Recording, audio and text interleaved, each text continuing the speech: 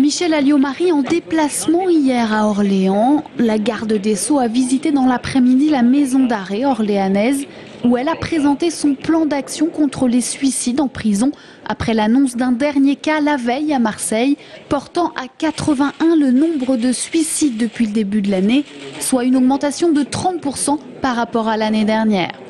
Parmi les mesures annoncées, la formation du personnel pour détecter les comportements suicidaires, le retrait des cellules de tous les éléments pouvant être utilisés à cette fin et la surveillance entre codétenus. Un certain nombre de détenus volontaires, bien entendu, présentant des conditions de stabilité psychologique, pourront être mis dans la même cellule que quelqu'un qui présente un risque suicidaire, de façon à assurer un suivi. Autre préconisation, l'enjeu de la formation professionnelle des détenus, le moyen pour la ministre de donner des repères et prévenir la détresse, une mesure loin d'être une nouveauté, mais que la garde des Sceaux entend compléter. C'est la formation comportementale.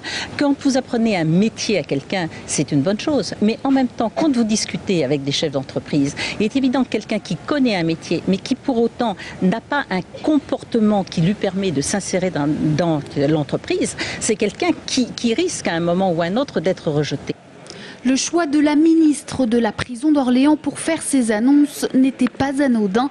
Dans cette maison d'arrêt surpeuplée à plus de 200%, pas une seule tentative de suicide n'a été recensée.